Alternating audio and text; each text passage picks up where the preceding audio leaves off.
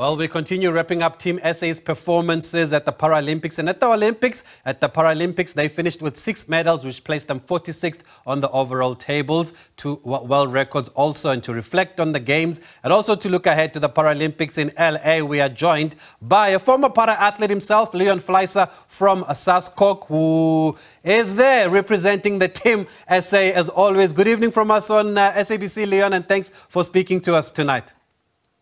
Thank you for having me. Thank you. 6 medals, considering that we had the lowest, we had a very small team, the smallest that we've sent since readmission. How do you look back at Team SA's performance at the Paralympics? Yeah, well, if you take your medals per team size, we did very well, considering that we also didn't have Anuno Bayers and Intana Mahlangu there that accounted for 5 medals in Tokyo. So a very, very good result. Very happy with the performances. If you're looking at swimming, even there was no medals, the best result in terms of final swimming's ever had. So very happy with how we performed, especially in the 3 new sport that we hadn't qualified before, being boccia, para-triathlon and para-judo. But very happy for the guys that medaled and did their PBs and world records as well. And as part of team management, do you also look at the African records that were broken and the world records that were broken also? Do you also count those as part of this achievement? Absolutely. When you go there, all you can do is to ask the athletes to do their best. Whether it's a world record or a personal best, that's all we can ask. If you've done a personal best, we're happy with your performance, regardless whether that performance brought a medal or not. And, you know, as we always say, it is not easy to qualify for a Paralympic Games. You do a lot of hard work to get there. The times and distances and qualification criteria across all the sport are extremely tough. So you're looking at athletes that are ranked in the top 20 in the world, some even way higher, in terms of qualifying for a Paralympic game. So we're very blessed.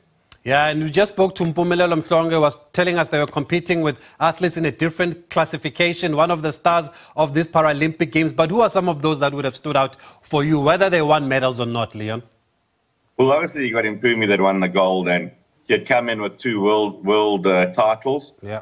Also one of our flag bearers and just an all-round nice guy.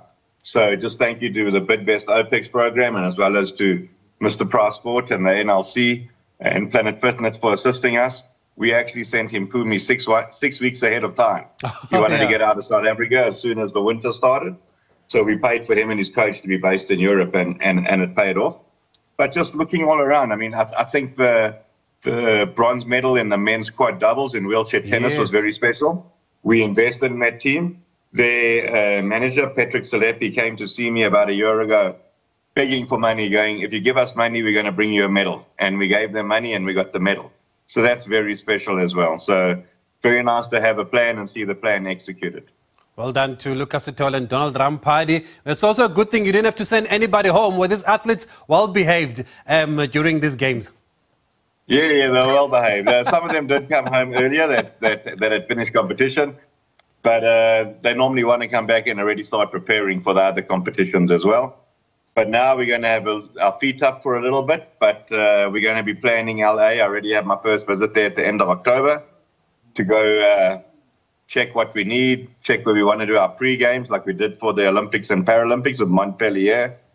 And just make sure we will now have a 4-year funded program as opposed to a 1-year funded program leading to Paris 2024. So hopefully have a bigger team and better results in LA. Is that how soon the preparation starts, that you're already going to LA next month? Preparation started a year ago. Wow. And you mentioned our first visit is next month. And you mentioned the support from OPEX now leading up to this next 4-year cycle. So are you saying with this support that can help us have a larger contingent in the next games? Yeah, we need more. We need probably 3 more Tier 1 sponsors like Bidbest. Yeah. Probably about another 6 more Tier 2 sponsors like Mr. Price Sport. And some product suppliers and people that help us like Planet Fitness and funders like NLC and government. You know the saying, there's never enough money. If you want us to compete with the best, we need to prepare like the best. But as we always say, as South Africans, we're resourceful. We take 1 rand, we make it 10 rand. We stretch it, we make sure we utilize it properly and ensure that we can prepare our athletes to qualify and participate at the games and bring us good results. And I guess the same goes for the Olympics also. You were the chef de mission at these Olympics. How did that feel, firstly, for you, Leon? How was that for you? extremely humbling. I've been chef for African Youth Games. I've been chef for Paralympic Games, which is always very special to me. But also to be chef for the Olympics was very humbling. And apparently I was the first Paralympian ever to be a chef de mission for an Olympic game. So that is a nice little feather in my cap. And hopefully I led the team well. I think I did. I had great support with Patience Rikwambane as my deputy chef, my support staff, our medical teams, our sports doctors, sports physios, sports psychologists. Really, everybody just pulled together to ensure the team was in good hands.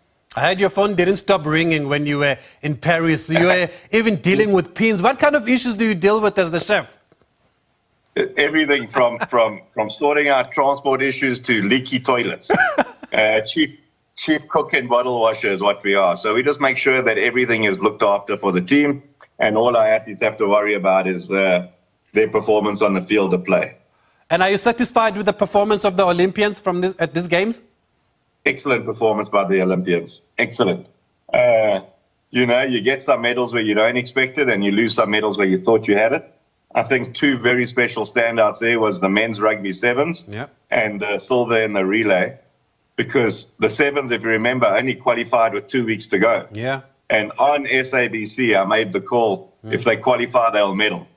So it was a big call. I'm glad that they brought back that medal.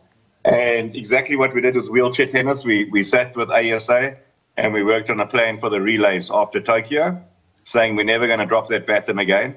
And that could have been 2 medals. We're very close to a medal in the 4x400 as well.